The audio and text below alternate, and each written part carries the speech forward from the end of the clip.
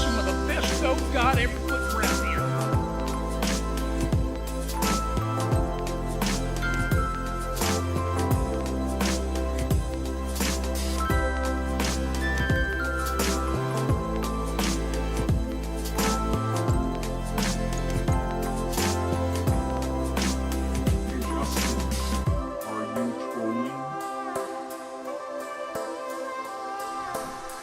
JustinFREAKIN is a formidable voice in the culture.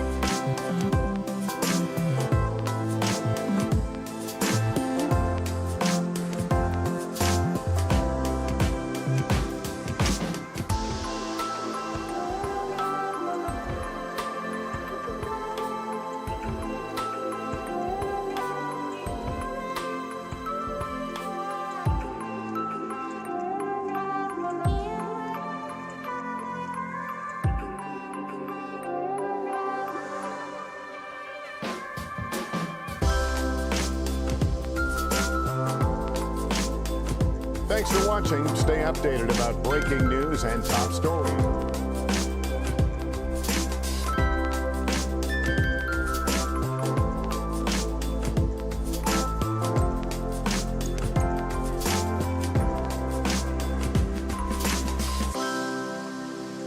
You live in sexual anarchy.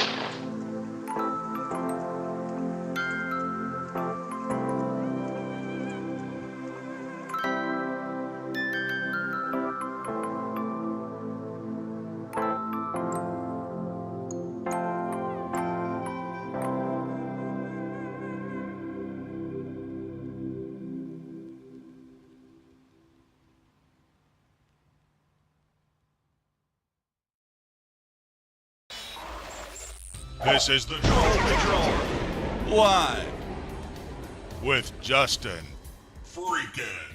Listen, I'm dying over here. So about 5 years ago for April Fools, I came on and I did a stream called the Patriot Patrol, and I acted like I was a right winger, and I took it way too far. Ended up advocating for genocide on stream. Had to delete the whole thing.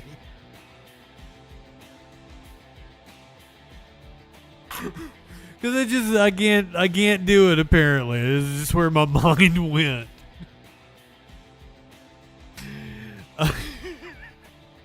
But me and Media Winch have been running a right-wing page, and it is exploding because doing a bigotry and a racism is really easy. But I am cracking myself up. Let me see if I can pull up my messages with Media Winch here. I just sent her my latest one, which is cracking me up. I'm still dying.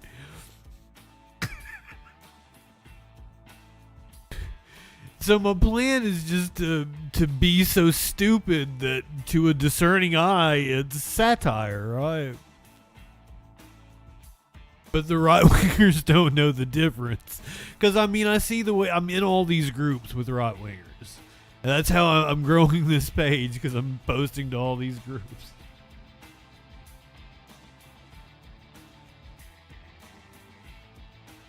Yes, here we go. Let me save this. I'll show you what I'm talking about. I think this is comedic gold over here. This is the Troll Patrol.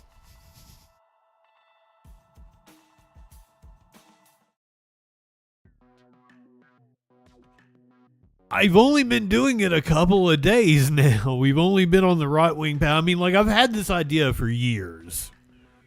And, like, fucking let Winch make some t-shirt designs and shit. We'll make money off of these idiots. So I saw this picture viral. Man in viral DC Metro photo says he was terrified of masked white nationalists. Like, that's one of the photos that went viral. And my comment is just killing me. He made it home. Ivanka Novotelova got stabbed on camera by Pass the Save Act now.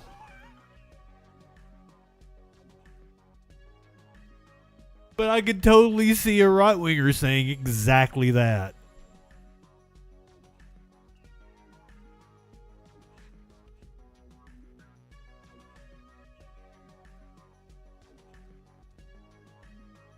I couldn't even remember what her name was.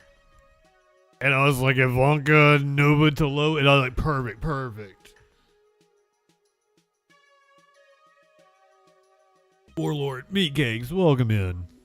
I am your newsman. We got news to be doing. We have a new senator. I'm going to tell you all about her. Multiple ICE shootings. I shouldn't be laughing. We got numerous ICE shootings. We got updates on Alex Preddy and Renee Good. The feds have handed over information to Minnesota officials, so we might actually see some movement towards justice. Notice I did not say justice. I said movement towards justice. That's a uphill climb in the climate. I'm going to show you the pit stop that took place in front of the White House earlier today as they previewed the Freedom 250 event that's going to take place in Washington, D.C. in about 4 weeks. Maybe 5 weeks. I think 5 weeks. 5 weeks. A family is claiming they have to sell their home because of a data center. The Democratic Party in Maine says that a statewide primary is not possible. This following Graham Plattner dropping out of the race. A mom, I think, became an influencer after her toddler twins died. She said vaccines killed them. She's been charged with murder. One of those looks maxer dudes was living in Thailand, I think it was. It was one of those countries, like Thailand, I think. So who knows what he was up to over there. Friend says he was on liquid gold when he OD'd. A fitness influencer was attacked. We have video. A dude with a large knife was caught on camera inside of a smoke shop. A shirtless man beat the shit out of a Waymo.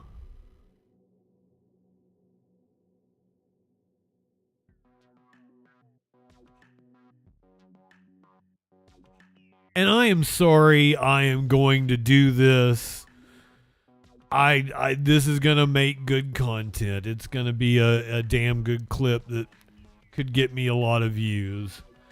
I hate it. It feels so wrong. But I'm gonna introduce you to Greta Thunberg's sister. Who's apparently not a lot like Greta Thunberg. She's doing the splits.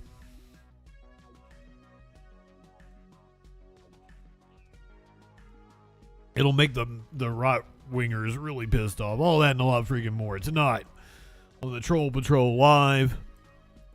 We're opening up tonight. The Senate was back in session just a couple of days after the death of apparently everybody's friend, Lindsey Graham. Thank you. This is the Senate chaplain. Let us pray. Eternal God, as flags fly at half-staff throughout our nation to honor Senator Lindsey Graham, we give thanks to you for his life. Fucking 93-year-old and for his Grassley years standing of right public behind him. service. Lord, we remember with gratitude How are you still alive? his commitment to the responsibilities entrusted to him. Again. In many ways, he sought to serve the people of this country. He Give has not ruled comfort, out running for strength, re-election. and peace to his family, friends, colleagues, and all who mourn his passing. Surround them with your presence. To give you context, in the days Grassley is ahead. 22 years Remind older them of than the Lindsey hope Graham. that endures even in the midst of grief.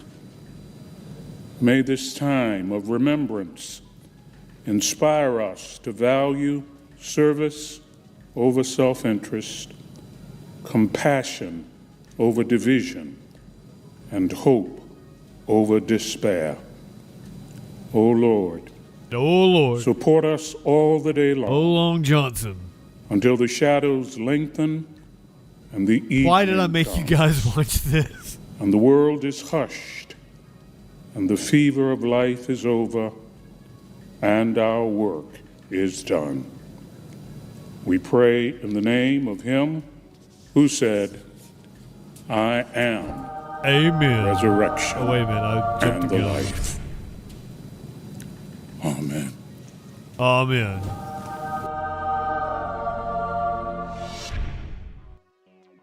Gender Fluid, Avalon, Flash, good evening, friends. Meat Cakes, did I tell you good evening? I think I did. Welcome, friends. Good to see everyone. We have a new senator from South Carolina. Her name is Darlene Graham. My duty to and honor to name someone to serve in the place of this irresistible man, this irreplaceable. Irresistible. I don't think he meant to say that. I'm not sure anyone has ever called Lindsey Graham irresistible. I watched this live and my jaw dropped when he said that. I meant to make that into a clip. I didn't have time. Duty to and honor to name someone to serve in the place of this irresistible man, this irreplaceable man, this. I am assuming that it said irreplaceable man and he read it wrong and then he tried to cover, which slick if that's him trying to cover. But that is hilarious.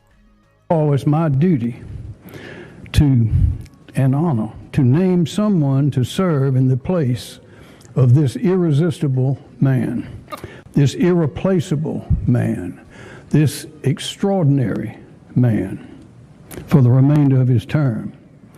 Lindsey took care of his little sister in years long departed. It's my honor to ask his little sister, Darlene Graham, to finish his work for him now. And by the way, Darlene, I don't know if I told you, but after we spoke on the phone in the wee hours of Sunday morning, and you agreed to Well, I serve do with declare. tears earlier. Definitely got that southern draw here. I This is wondered what you would say, Governor Henry McMaster and I was from South Carolina. by your quickness to see the duty that you had to serve. And I called the president afterwards, and he thought it was a great idea. And I'm sure that everyone here does as well. Darlene, little sister, come forward, please. Lindsey Graham's little sister. Thank you, Governor, and just bear with me as I try to get through this. But first, I just want to say one thing I've never heard Lindsey described as is irresistible. So, okay, we'll just start with that. But first, I would like to thank everyone who has called and reached out over the past couple of days. I can't tell you how much it's meant to me and our family. I know Lindsey was So that is Darlene Graham, little sister of Lindsey Graham. He's serving the remainder of Lindsey's term. Thank you for calling the Washington, D.C. office of Senator Lindsey Graham of South Carolina. Constituents wishing to share their thoughts with Senator Graham about current events as well as legislation before the U.S. Senate, please do so by pressing 1. If you are calling because please leave your message for Senator Graham regarding current events as well as legislation before the U.S. Senate. Record your message at the tone. When you are finished, hang up or press pound for more options. Hello, Senator Graham. I am assuming this is going to be the same phone number for Senator Darlene Graham when she takes over for Lindsey. Now that he has passed, I just wanted to say, while Lindsey may not have been an irresistible person, you, Darlene Graham, certainly are irresistible, and you can be my GOP mommy now that you have been awarded the Senate seat by the governor of South Carolina. I just wanted to introduce myself. My name is JustinFREAKIN. I am the host of the Troll Patrol Live, and I have been on the hunt for a GOP mommy, and you could win the prize. If you would like to give me a call back, the number is 917-830-4359. We would love to hear from you. Have a good one. Oh, my condolences on the passing of your older brother, Lindsey Graham. I certainly didn't celebrate with my stream. I did not do that. Don't think that of me. I was mourning his passing, and I long for your touch. Please give me a call back. Talk to you soon. Thank you, Senator. I would have had more luck with Lindsey.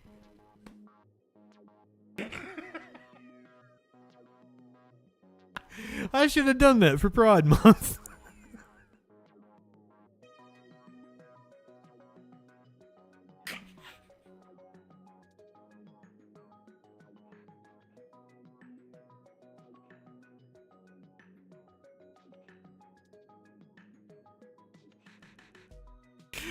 That would have been a good bit.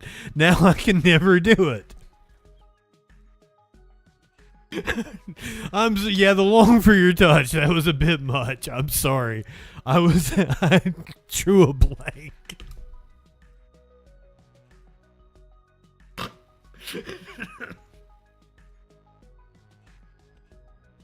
Holiday working gal soup.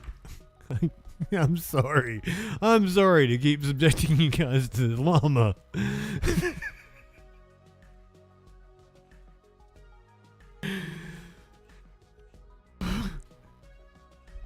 Why is everybody so horny here?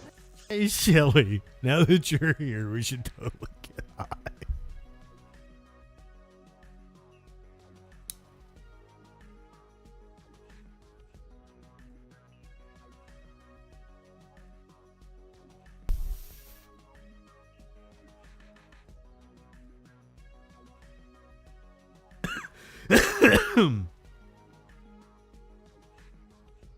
What is this? C-SPAN taking calls right now. I should try to get a job with C-SPAN. Only show them, you know, my actual professional reel and shit. Not show them any of the political stuff. And then once I have a job there, get ingratiated with everybody, be like, hey, you want to know about that time I called in and called Trump a pedophile? Oh, come on. They took, they wanted to take 250 calls that night. They don't remember me. You know, they may have blocked my number. That's possible. It's anonymously. Welcome in. Yeah, but that's one you remember. Fair enough. I thought I would get shared out on social media and shit, but I did not. Okay, enough fun and games. Let's switch gears. I guess. Can I move this around?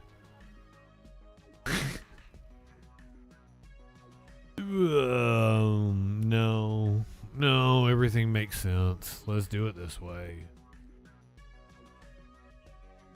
Oh, Flash, it happens every day. Do you not know that? It's a thing. That's one of the reasons why I did it, was because I've seen people share out the clips of Trump getting called a pedophile on C-SPAN. I just think nobody was watching that night because it was the 4th of July. It was really easy to get through. Everybody was doing something better than watching C-SPAN.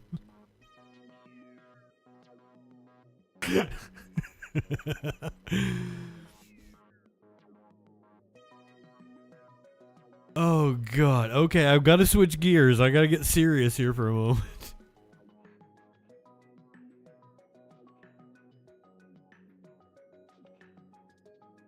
We got to do serious news, and then we can chuckle and cut up and lollygag later.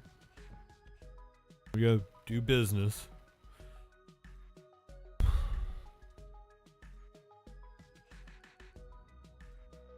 In Maine, we have a person apparently shot and killed by ICE, the latest in a series of shootings I'm going to tell you about.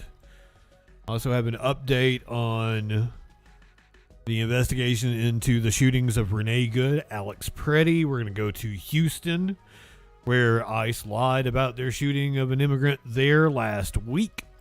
This morning, a person reportedly shot and killed during an incident involving an ICE officer in Biddeford. That's about 25 minutes outside of Portland, Maine. The state's House Speaker writing in a social media post that state officials are on the ground investigating the shooting. This would mark the second fatal ICE-involved confrontation in less than a week. NBC News senior Homeland Security correspondent Julia Ainsley following this one for us.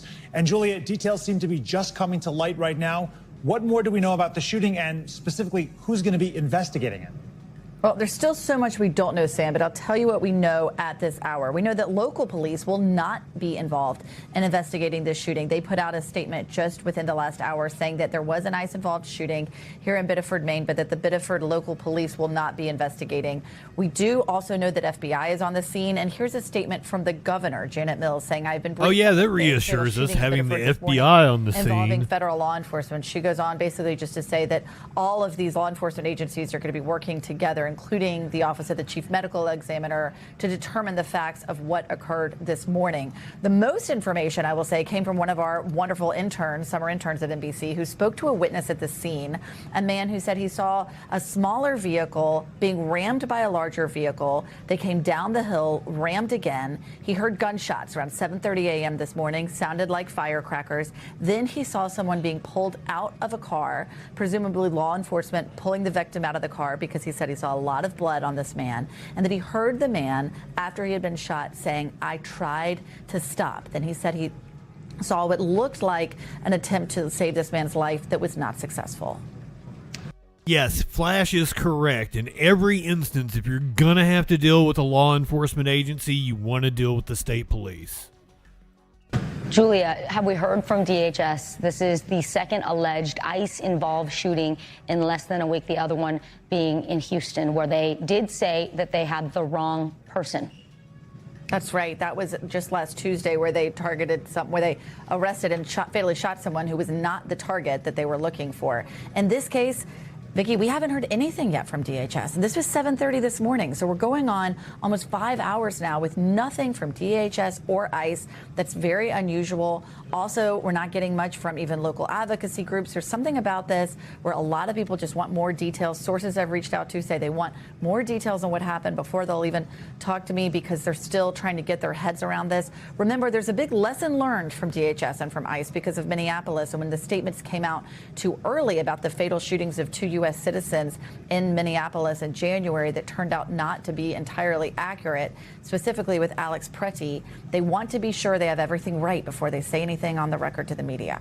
We thank you for watching. Oh, shut up, stay Tom updated Llama. on breaking news and top stories on the NBC News app or watch live on our YouTube channel. Nobody asked you a goddamn thing. I do have an update. This is from the Portland Press Herald. They're doing live updates on the shooting. The man has been ID'd. Protests are growing after a man identified as a 26-year-old from Colombia was fatally shot. Immigration advocates say he was authorized to work in the U.S., so it seems like he was here legally.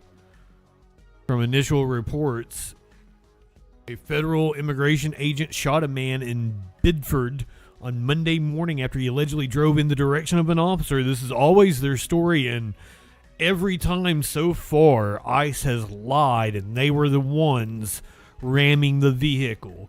That is the exact scenario we're going to see in the next story in Houston. So I do not believe this. It's possible he was trying to flee, but it would have been because he felt in danger because he's swarmed by a bunch of fucking armed thugs. So he tried to flee. This is according to the Office of Maine Attorney General. Spokespeople for Immigration and Customs Enforcement and U.S. Department of Homeland Security have not commented on the shooting, which occurred just before 7:18 a.m. this morning. Bidford police confirmed that the incident involved ICE agents and that the police department's involvement was limited to providing security at the scene. So we have a picture of the vehicle. It looks like that is the victim's feet in the shot.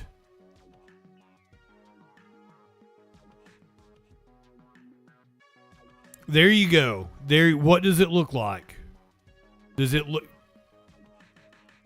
They shot him point blank. You can see the bullet hole in the vehicle. Is he ramming ICE agents there, or is that an ICE agent ramming him? This is the exact same thing that has happened over and over and over again. This is in Maine. We've seen it happen in Minnesota. We've seen it happen in Chicago. We've seen it happen in Houston. We've seen it happen in Memphis. This is clearly a pattern of behavior. It is not rogue agents. They are being trained to do this.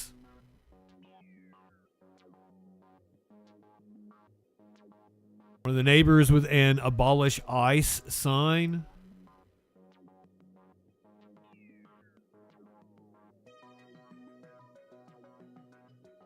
Here we have pictures of the growing protest. See if I can possibly get us a live shot here shortly.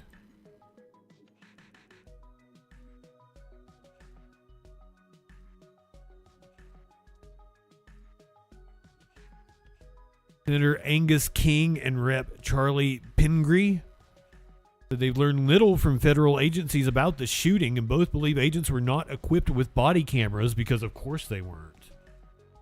Residents say ICE activity had been increasing in the area in recent weeks.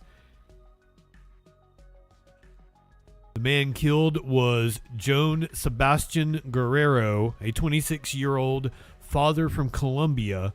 A neighbor identified and immigrant advocates confirmed Guerrero was not the intended target of the arrest warrant.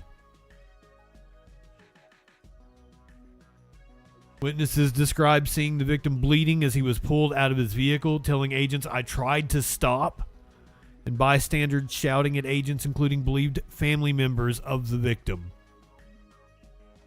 Protesters attempted to storm Senator Susan Collins' office in Biddeford as anti-ICE protests erupted around the city.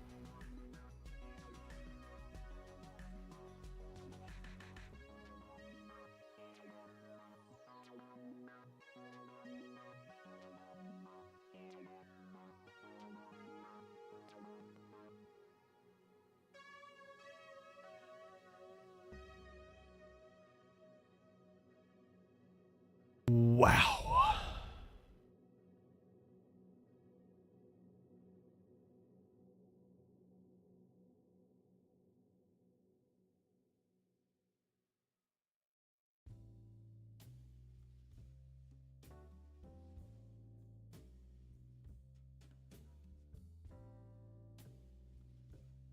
Trying to see if I can get us some video of the protest.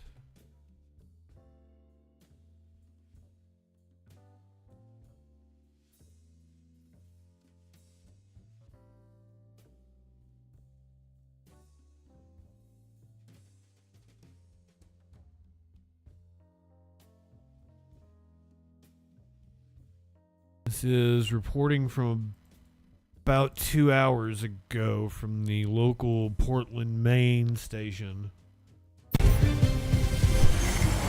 An ICE agent shoots and kills a man in Biddeford. We have team coverage. From the scene where multiple shots were fired at around 8 o'clock this morning. To the protest and rally against ICE, with the community calling for answers and change.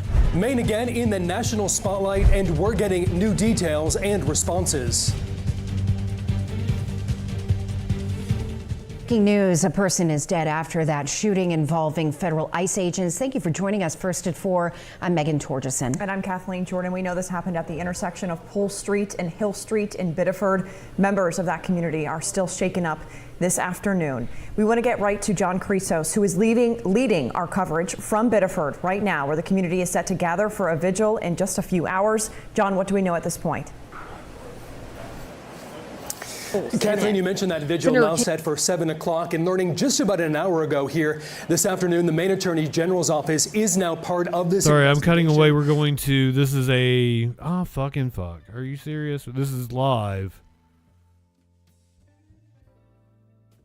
Fuck. Why are you not working for me?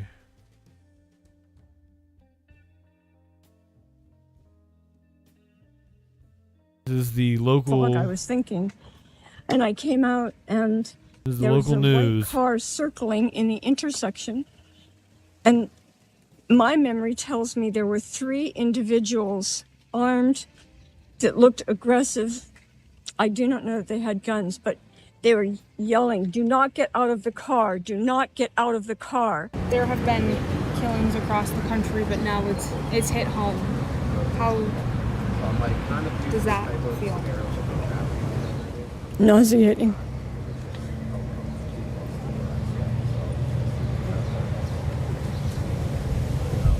Nauseating.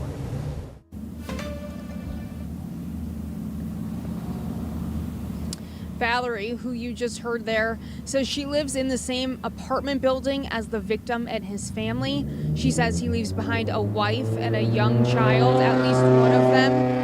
The state says that an autopsy report should be released soon that will give us details about the identity and cause of death. We know the cause of death. He was murdered by ICE agents. Live from the scene of this morning's shooting in Biddeford. Our thank you. Our team coverage continues with reaction from the field tonight.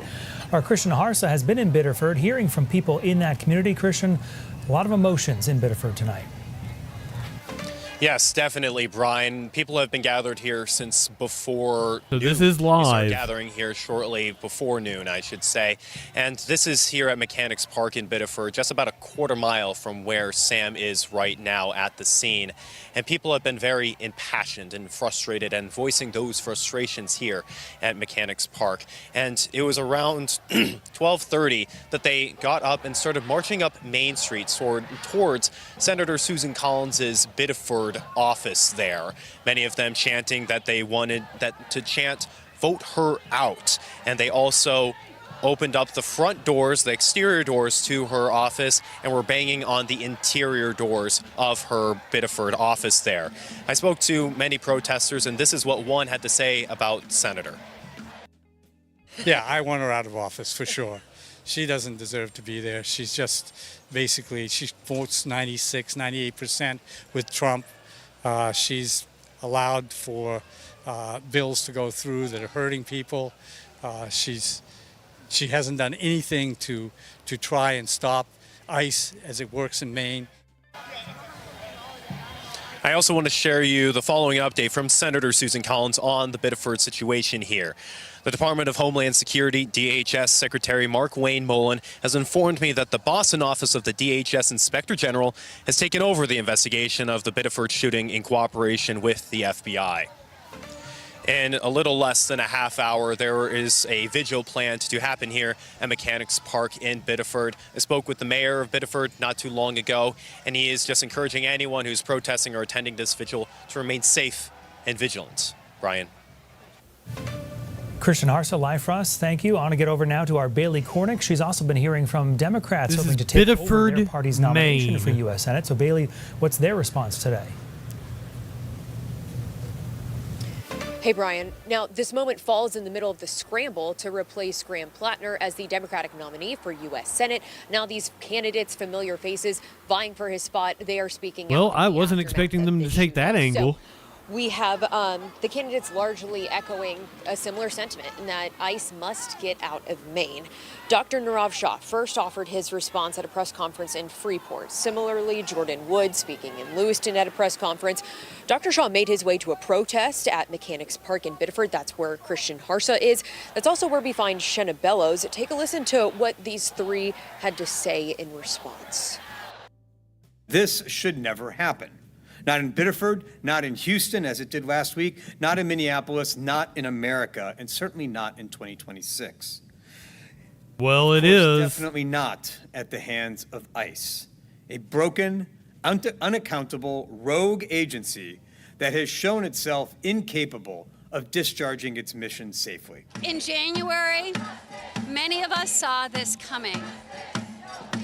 Today, we're feeling grief and shock and horror, because don't forget, what we know, what has been confirmed, is that a young man is dead and ICE killed him.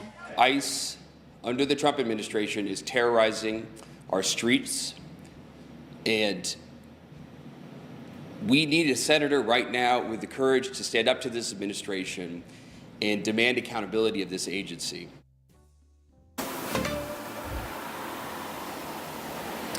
And you didn't hear from him, but Troy Jackson was also at that protest today, also condemning ICE.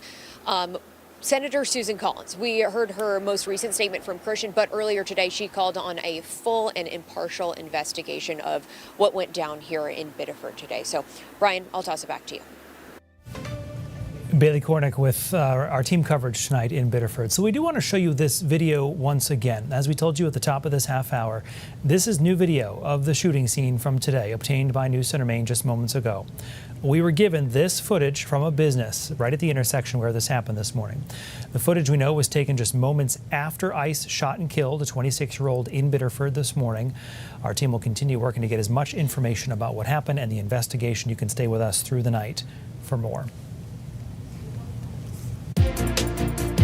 Well, that looks like it was a security camera or something.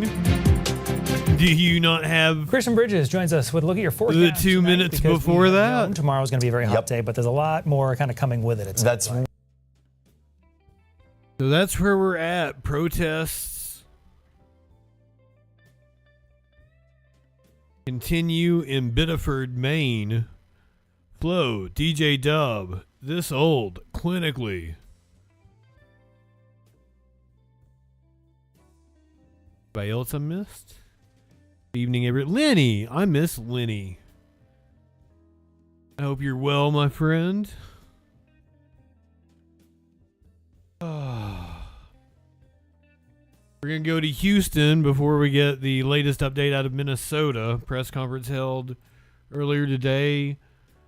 The feds finally handing over information on Alex Preddy and Renee Good. We'll watch a little bit of this news conference from Houston earlier. I don't want to knock anybody's mic off here. Maybe better hold it, Sean. I know you're always good. Thank you all for being here. I'm Rodney Ellis, one of the members of the Harris County Commissioners Court. And I appreciate my district attorney being here today and also a representative from one of my colleagues. Clinically, you just said they were innocent and murdered by the state. You're going to have to narrow it down a little bit. You could be talking of 4 different examples. This happened in Houston. Goddamn. Where an ICE agent shot Lorenzo Salgado Orejo. Officials have not cooperated with officers. Local officials. As you know, last Tuesday morning, a Harris County resident was shot and killed by ICE during a federal immigration operation. Lorenzo Salgado Orejo was a father, a husband, a small business owner. Did I get that right? I got his name right. This is not the first time federal immigration agents have killed people in the streets. We've seen this unfold in communities across our country, and we know all eyes of the nation happen to be on Harris County right now.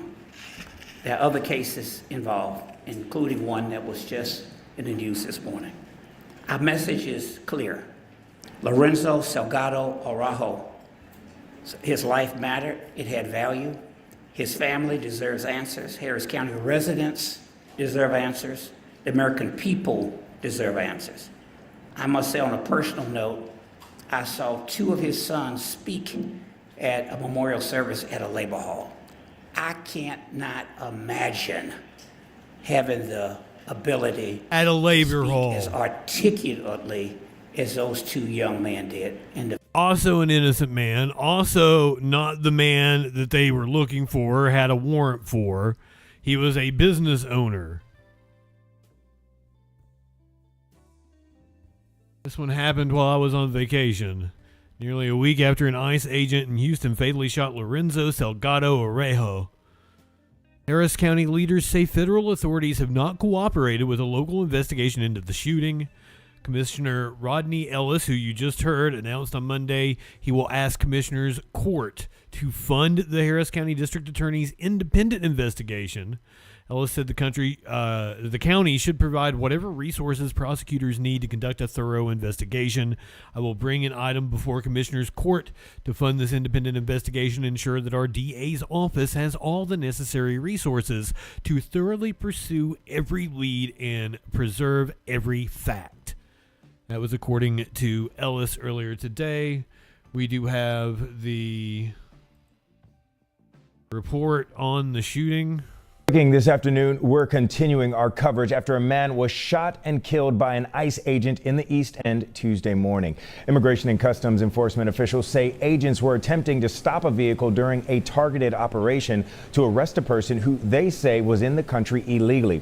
They say the driver of that vehicle was Lorenzo Salgado Orejo, who was a Mexican national. Surveillance video from a nearby business shows a white van traveling on Wayside before it takes a left turn on Canal Street. 2 dark SUVs appear behind it. One passes the white van, the second stays behind it. Moments later, the white van makes a U-turn and pulls over alongside a business. One of the SUVs stops next to it. In a statement, ICE said the driver of that vehicle was Orejo and that he tried to evade arrest. They also claim that he rammed an ICE law enforcement vehicle, adding he refused to follow commands. They say that's when the officer You all opened saw it. fire He did not in ram a self-defense. vehicle. Now, LULAC and the Greater Houston Coalition for Justice say they are asking and seeking for answers. And today they stood alongside the family of the man who was killed. KHOU 11's Jalissa Garza was at that news conference and joins us live with the very latest. Jalissa.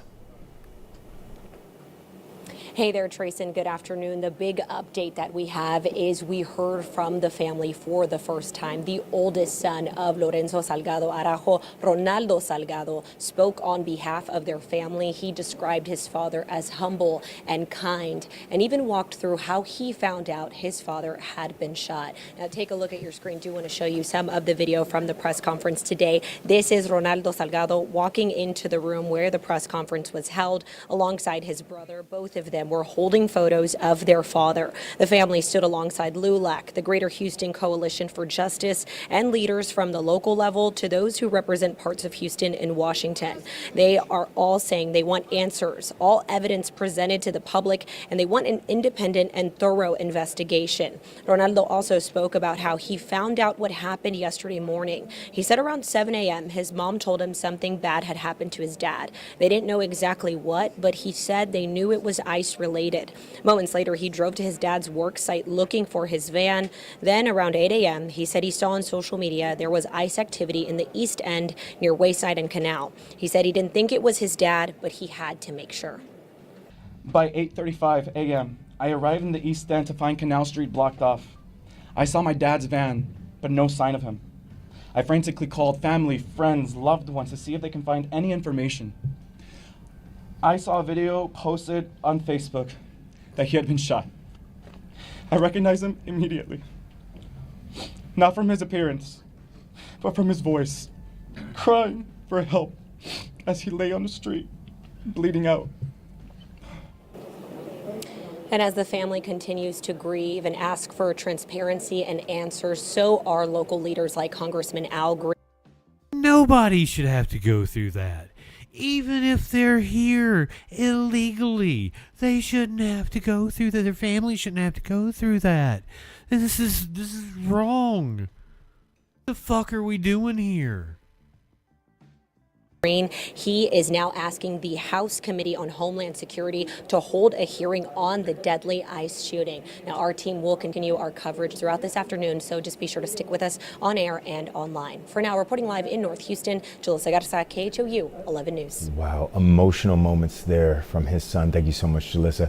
Houston Mayor John Whitmire also sharing public comments about the shooting for the first time. The mayor and many other council members shared their condolences with the family of Lorenzo Salgado Arajo. He made it clear also that the Houston Police Department was not involved in this incident.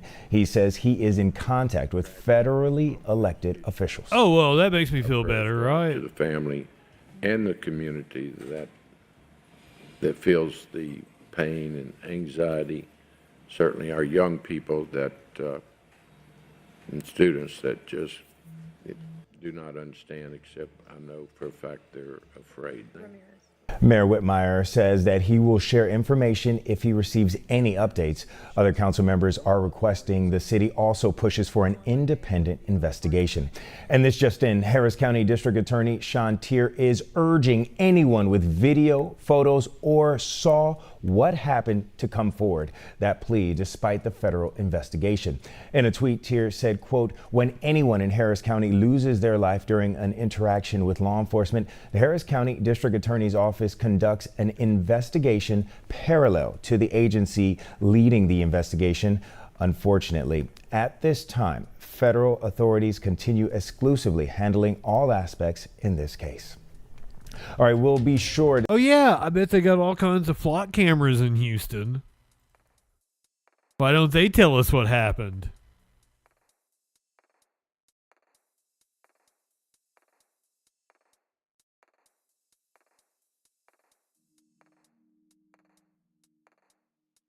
Socialist Aunt, welcome in.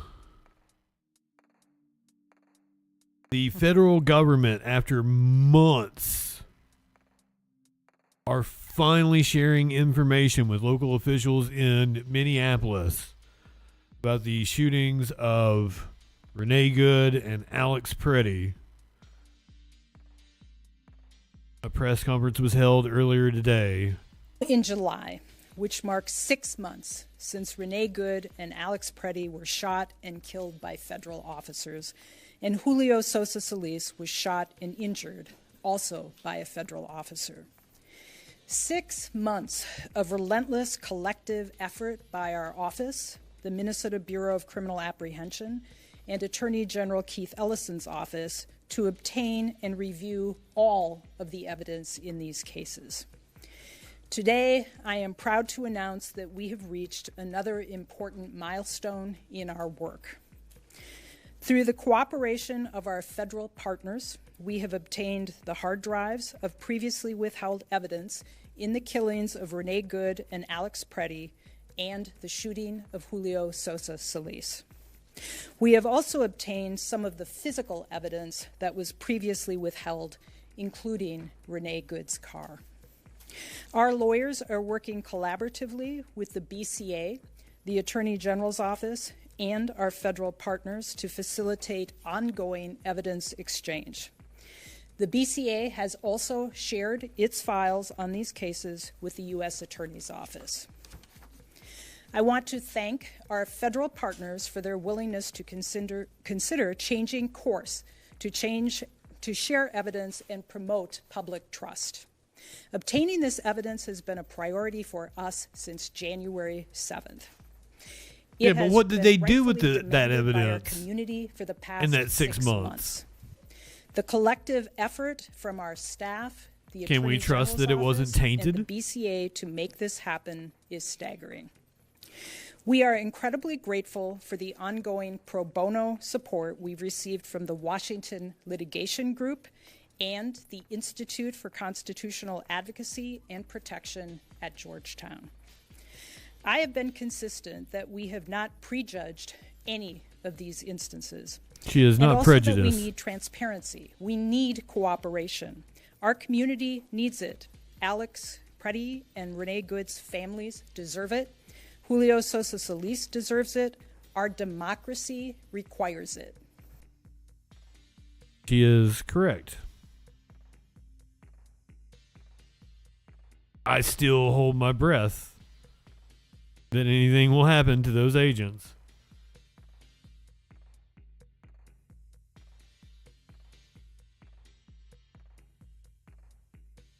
And what is becoming a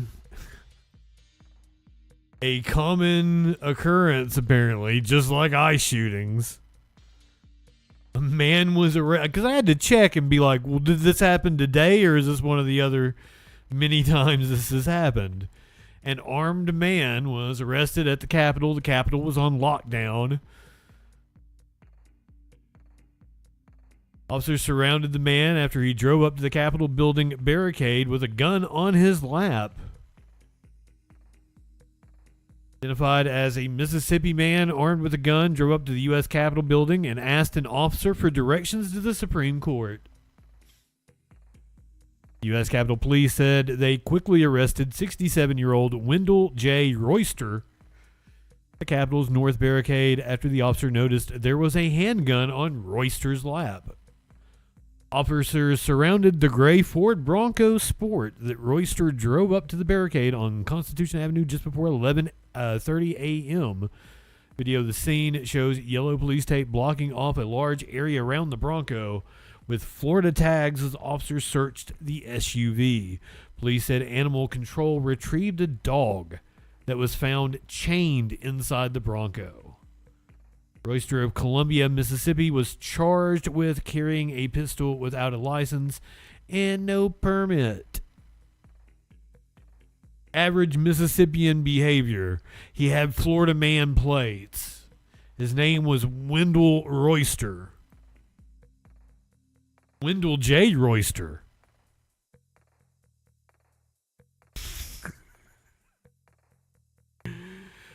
Oregon gal, I swear I've got, yes, no. We've got lighter stories for the next little bit. And then I got toddler brain injury.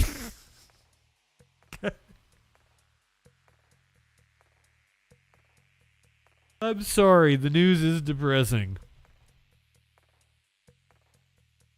I honestly would focus on the less fucked up shit. But then I feel like I wouldn't be informing everybody.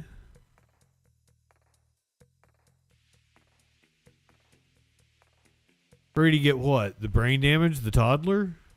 Oh, I've got video of that.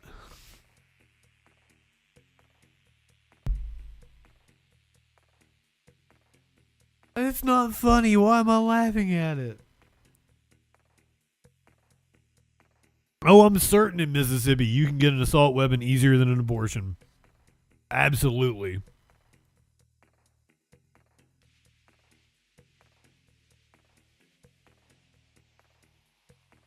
Not having a license or a permit does not mean that you cannot get a gun, especially, Mississippi. That's one of the things that they call, the gun show loophole. You can just go to a gun show, no questions asked. Hey, what's up? You wanna smoke a bong with me? Okay. No. Okay. We're not.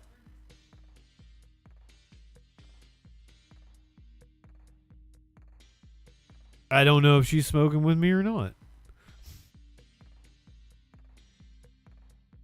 I need to refill my drink anyway. You guys will watch about Iran. We're apparently attacking it again. Control over the Strait of Hormuz. The two sides are launching drone and missile attacks despite a ceasefire agreement from last month. And now President Trump says a costly barricade is back in place. Jared Hill has the latest. In a social media post, President Trump says the Strait of Hormuz is open to all countries except for Iran and its customers. 47 years in a row, they were pushing people around.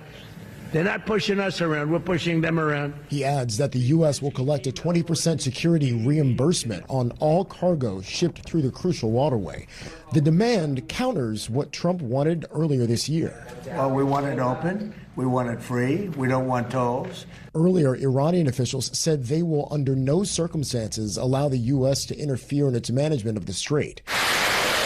The two sides traded attacks in recent days over control of the area.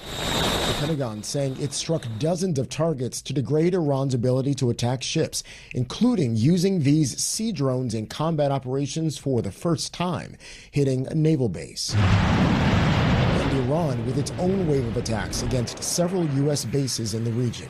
President Trump told Fox News the two sides had at one point agreed to a deal Saturday. And then they broke it. They always break it. We've had 10 deals with these people, and so we're just going to hit them very hard. And we're gonna keep the strait, and we'll probably run it. We'll become the guardian of the strait. The United Nations agency responsible for the safety of international shipping says there is no legal basis to collect tolls for passing through a strait. Jared Hill, CBS News, New York.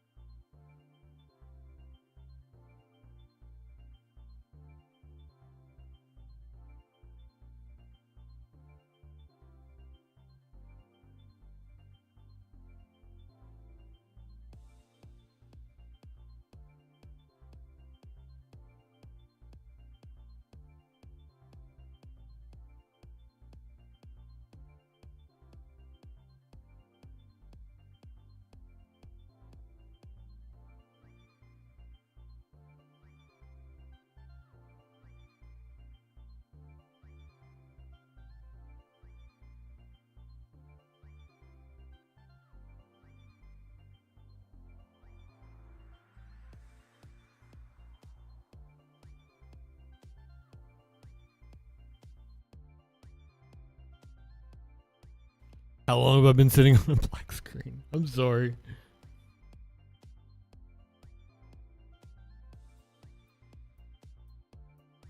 I'm back now.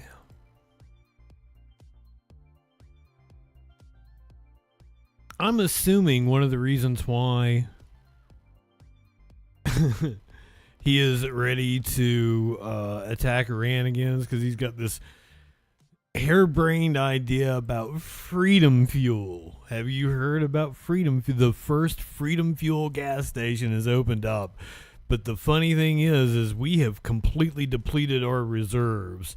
So what kind of scam is this motherfucker running? Another story that is drawing attention online tonight, the Trump administration's support of a new chain of gas stations called Freedom Fuel Stations. The White House posted this video to promote what's being called the Freedom Fuel Network. It's a chain of at least 25 gas stations throughout Pennsylvania and New Jersey. They're selling gas for prices lower than the state and national averages. The gas station pictured here shows it's selling a gallon of regular for $3.47 in honor of Trump, the 47th president. Mr. Trump praised the gas stations on social media. He wrote in part, "This retailer is taking the lead and others should follow." The White House told our sister station in Philadelphia the Freedom Fuel Network is a private company not receiving subsidies from the federal government. But the creation of this gas network is raising eyebrows. Georgetown law professor Michelle Goodwin joins us now tonight to discuss the ethics of this new gas network. Michelle, thanks so much for joining us. It's a pleasure to be with you. I know you just looked at some of that video and you've been seeing these gas stations now branded with the words Freedom Fuel Network. The president, the White House are giving them shout outs on social media. What were your initial thoughts when you saw and you learned about these stations? Well, there are concerns about the president's involvement. There are concerns about who actually owns these networks. There are concerns from the very start on July 1st when the president said that prices must go down and that there would be relief that many Americans would want. But there are serious questions that are raised about whether the president stands to benefit, whether his family members stand to benefit, whether this has been something that's been negotiated with people who are close allies to the president who stand to benefit. And part of these questions are raised because there have been a number of other questions that have been raised about the dealings coming out of this administration, and specifically the president and his family members benefiting from his time in office. Michelle, we know the president said these stations are just lowering the prices with that 47-cent nod to him because they love America. Ow. But as we mentioned, the administration told our sister station in Philadelphia, they also told CNN that, no one from the administration is involved in this or has given this company any funding, but also no one's been able to figure out who owns these stations. I guess many people are wondering, how are they able to sell gas at 40 to 60 cents per gallon below the national average? Well, that is specifically the question because there's been a lack of transparency. Attorneys that are associated with this.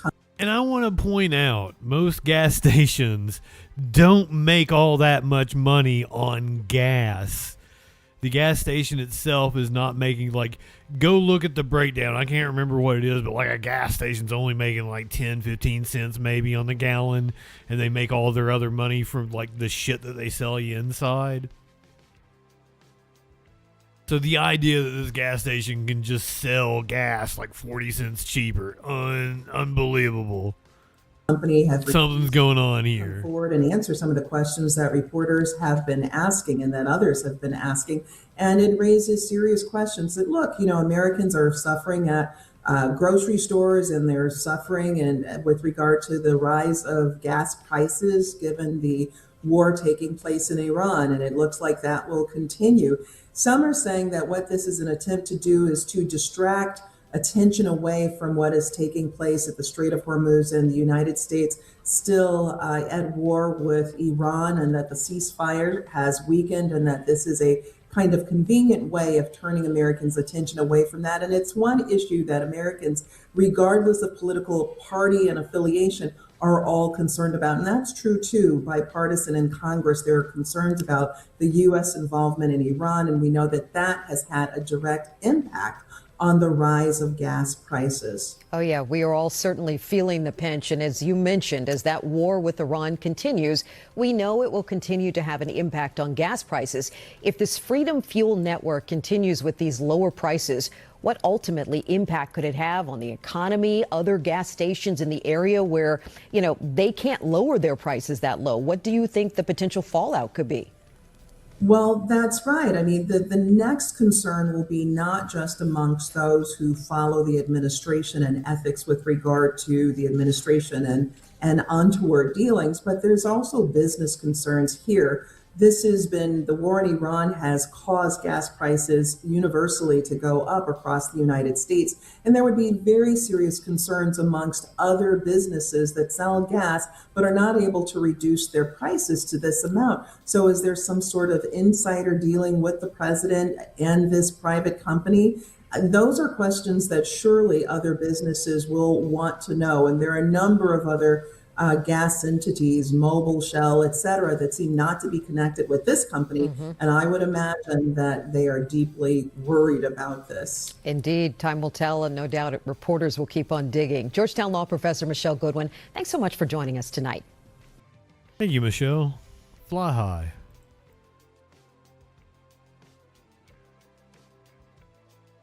Vroom vroom. Did you guys know not only did we get motocross and UFC at the White House, we're getting the Freedom 250 IndyCar race in just about 41 days.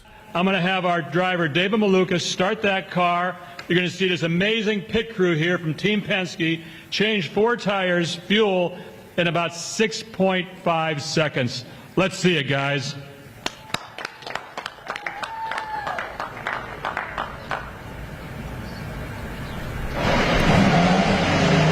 They're driving through D.C. They're just happen to go by the White House. They just happen to go by the White House as well.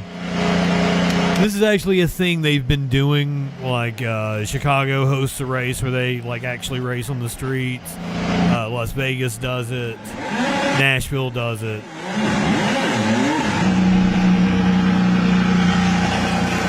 It's actually really common in Europe and Asia.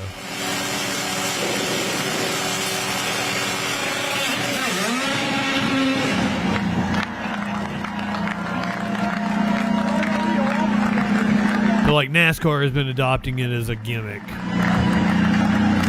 because their attendance has sucked.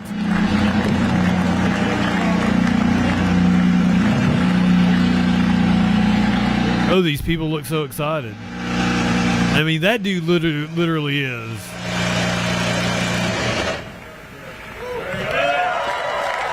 I think he was from GM or Chrysler or something. Mr. President.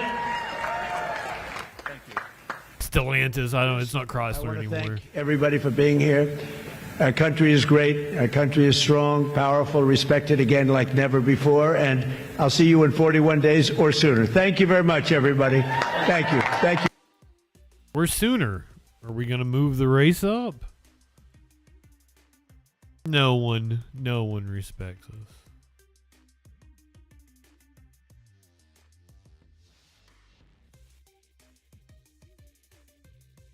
I'm going to skip that. So, a family is... Oh, we're in the crime section of the show now.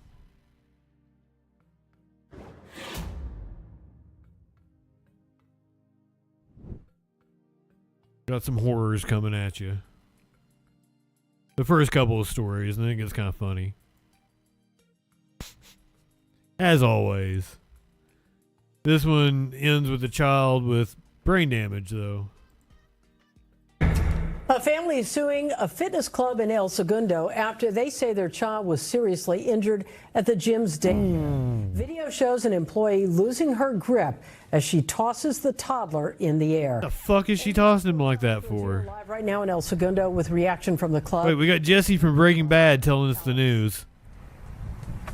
Colleen, the incident happened at the Bay Club. Yeah, bitch. El Segundo, specifically at the place that they call the clubhouse inside the gym, according to the lawsuit. Now, in the lawsuit, the dad says he dropped his kid off at the clubhouse and then went to the Manhattan Beach Country Club. And when he returned, the dad said that his 23-month-old child was seriously injured. There is video of the incident, and I will warn you that it may be difficult to watch. We already watched it. Video provided in a lawsuit shows a daycare worker at the Bay Club clubhouse in El Segundo throw a child in the air. Then the child smashed his head on the hardwood floor, and the worker lands on top of him. Now the child's parents are suing the Bay Club for negligence. The lawsuit says the child suffered a traumatic brain injury when he hit the floor after he was tossed approximately 6 feet above the ground. The lawsuit says the about 6 or 7 feet. Parents about the severity of his injury and how the incident occurred. Initially, the suit says the club gave the dad the impression that his son only sustained a minor injury. The family's attorney released a statement saying, quote,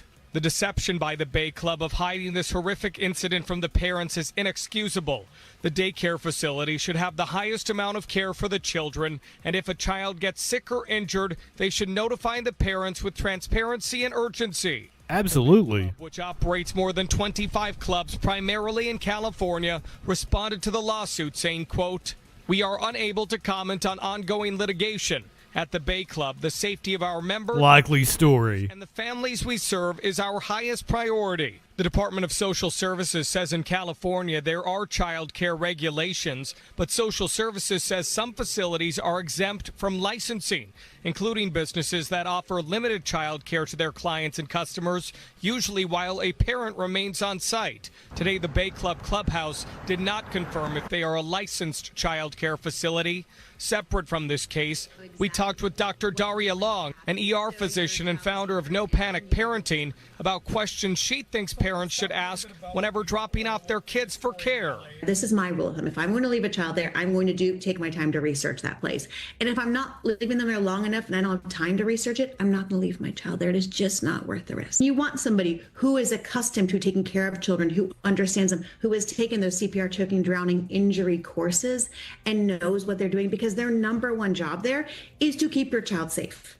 And you want to know that you're leaving your child with somebody who can do that. Well, we just heard back from Social Services, who said that they do not have any record of a child care license here at the Bay Club address in El Segundo. They did note that that may be because, as we noted in the story, that some child care centers that offer temporary care are exempt in certain circumstances. I do also want to note tonight that we did reach out to the family, the attorneys involved, and the Bay Club. No one replied to our request for an on-camera interview. I'm Alex Rozier, NBC4 News. I don't even throw Maynard like that, and he likes it rough. He likes being rough out. You'll like fucking roll him around and shit, and he'll run away, and he'll come right back. Like rub his head on you, like, oh, you want more, don't you? I'll toss him over on the bed and he's all happy and he comes back over to me again. Hilarious guy. He's passed out over there. I don't want to. He's right there. That's the lump. Right there. That's that lump. You're seeing his backside. I ain't waking him up.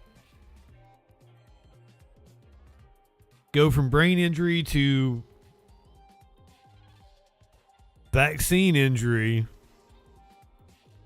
Maybe the mom had a brain injury. It was not a vaccine injury. A woman claimed her kids died from the COVID vaccine.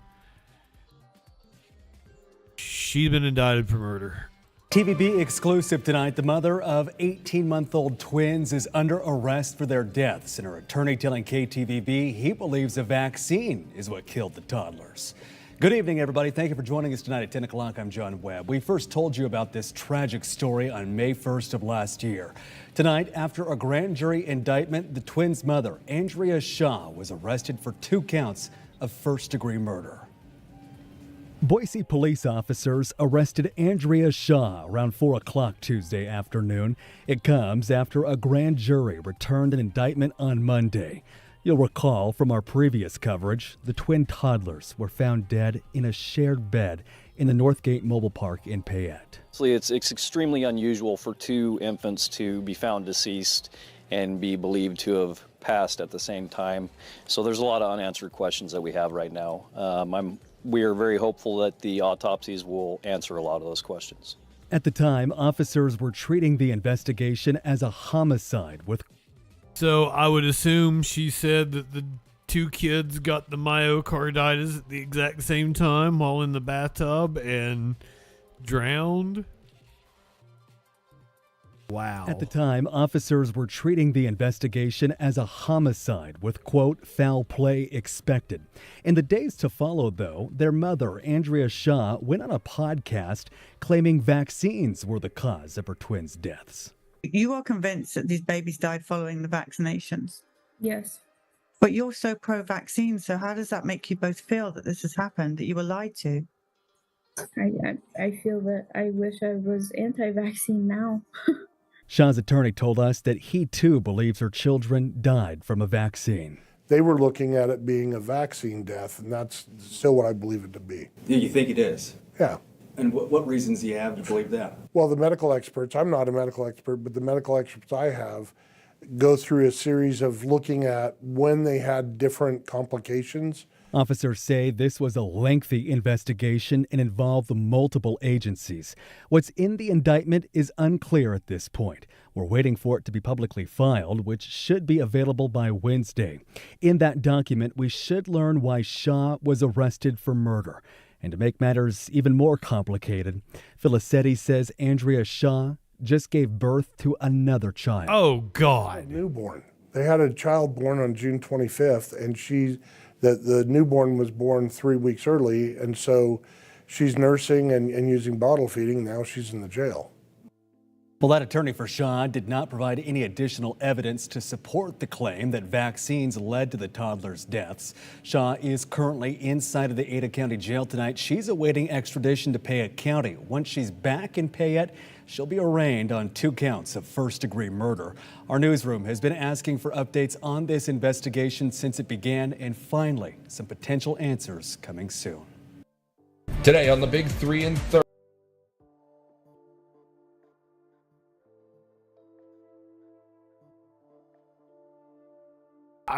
Get that child away from her.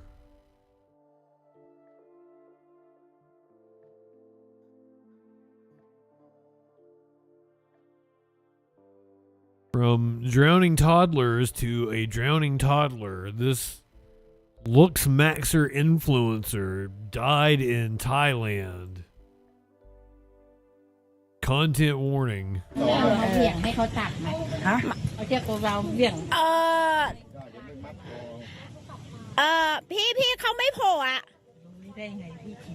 he drowned in a lake near his Thai rental home after acting erratic.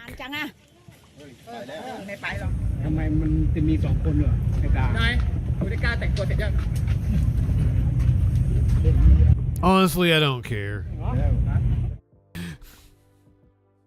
He's like, this will be good content. No, I don't fucking care.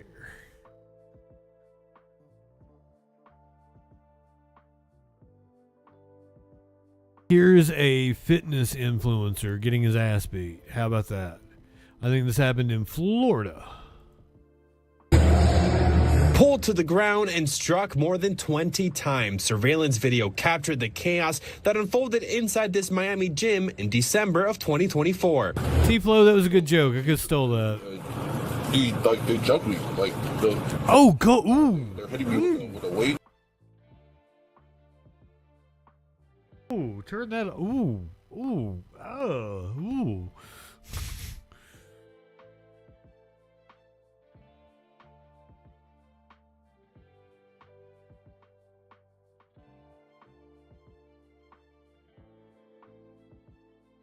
Content warning.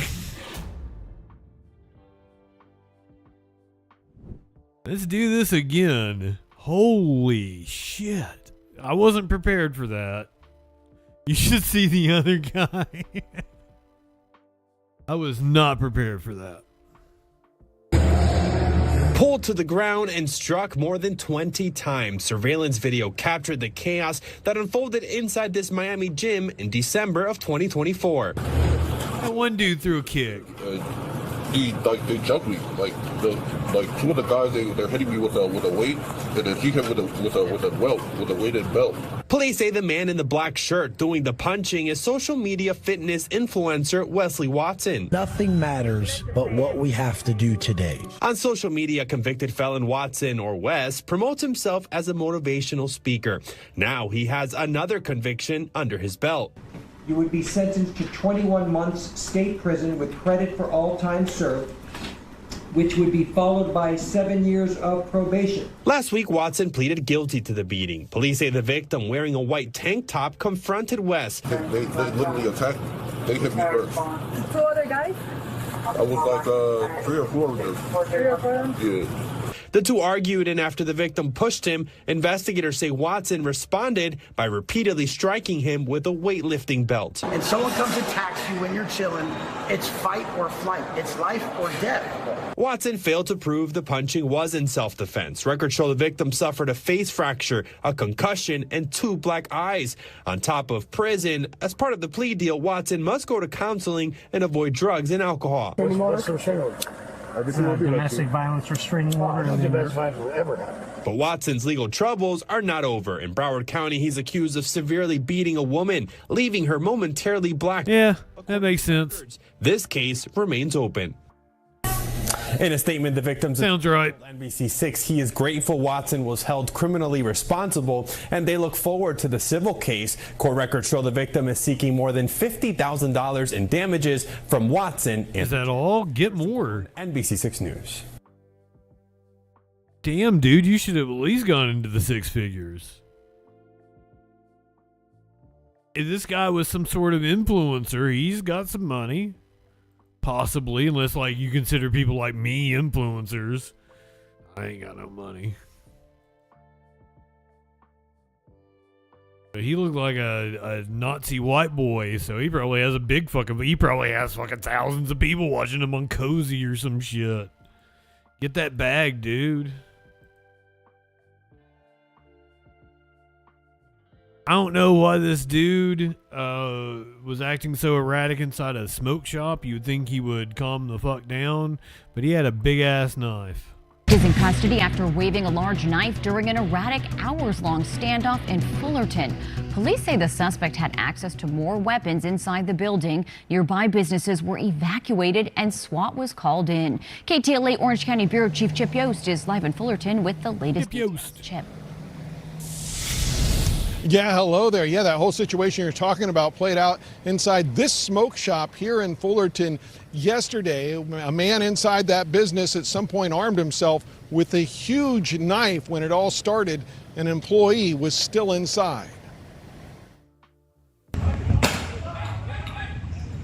It was a concerning situation when Sunday morning at around 10:30, police got a call that a man with a knife. I see you played Navi Bongi before. Smoke shop near Orange Thorpe and Harbor, acting erratically.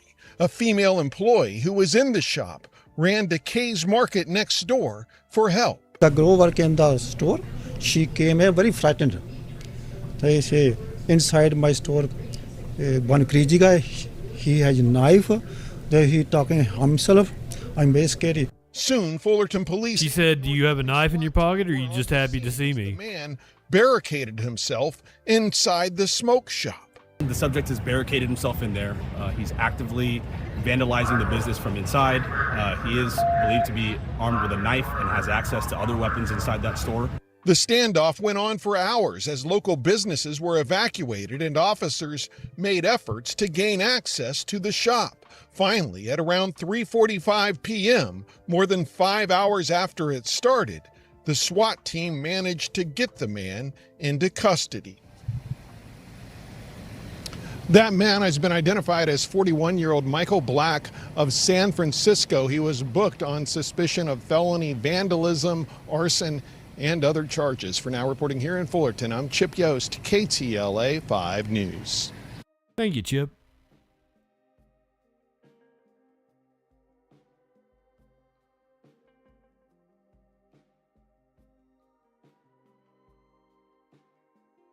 Here's a shirtless man in Hollywood attacking a Waymo.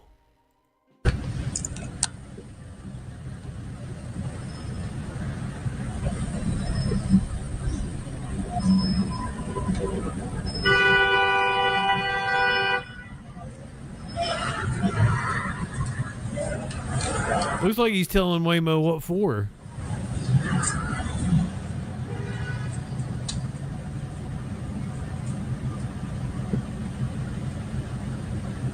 I hate those things. I think any violence against a Waymo is absolutely justified.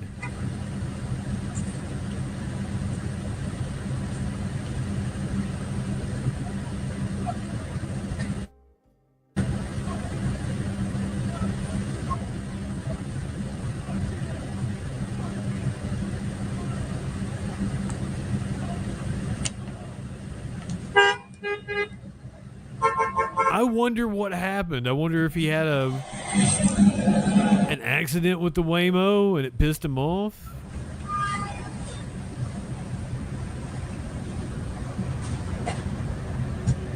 Biting it, kicking out the windows.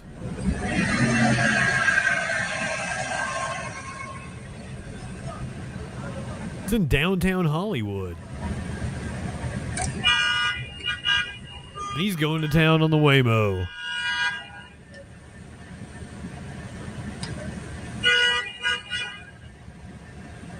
The bus had to get right in the way of the shot.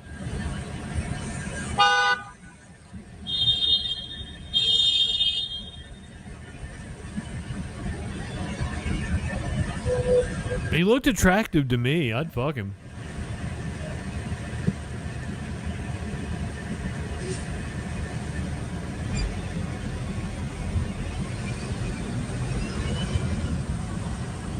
The advertisement for the lawyer, accidents. Is he bleeding, or is it possibly oil from the mechanics? I think it's oil.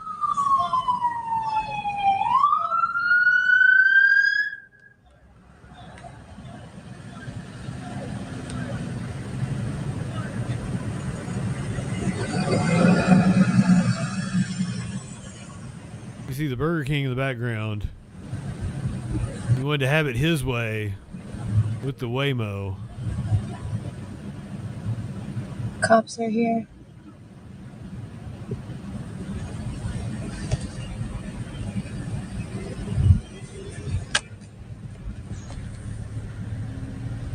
I'm not saying attack flock cameras, attack Waymos. I would never encourage you guys to do that. Broke the whole windshield.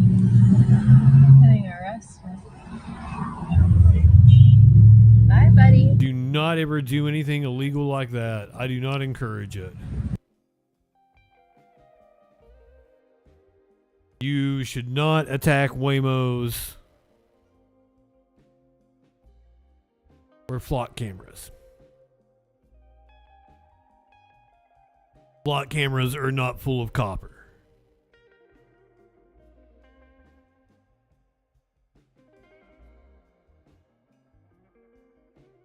I feel so horrible for this, but we're gonna do it.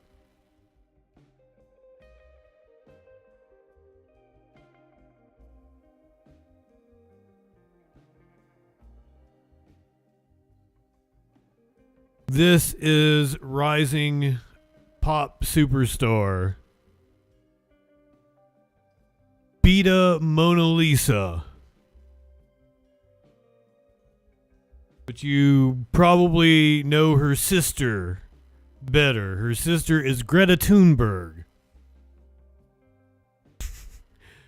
Seems two completely different career paths. This is Greta Thunberg's sister doing the splits on a couch.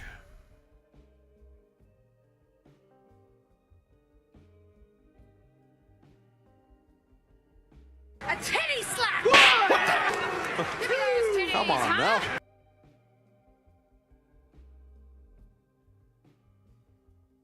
Some months ago, while doom scrolling, I came across a video of a girl tearing the fuck out of Whitney Houston's "I Will Always Love You." Watching her felt like chasing one of those slippery water snake toys that shoot out of your hands, or fancying a straight boy. Interesting write-up in Interview magazine. After some light Googling, it was revealed that Beta Mona Lisa, aka B, is Greta Thunberg's younger sister. But if the internet offers you that fact first, B herself is intent on making it the last interesting thing about her. Or the least interesting, I'm sorry. B herself is intent on making it the least interesting thing about her. At just 20 years old, Mona Lisa is already an unstoppable force, fearless in both character and performance. She's carved out an identity worlds apart from her sister's clean-cut activist image. She has grown from the ashes of the press storm that was her childhood into a superstardom all her own. There's a whole interview with her, but here she's very fond of doing the splits, apparently. She's very thick.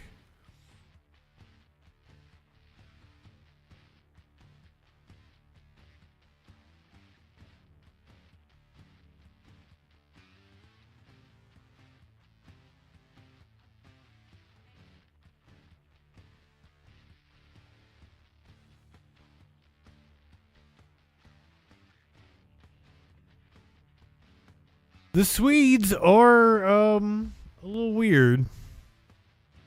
But hey, girl, do your thing. Why don't we give her a listen? Well, my God. A titty slap! Come on now.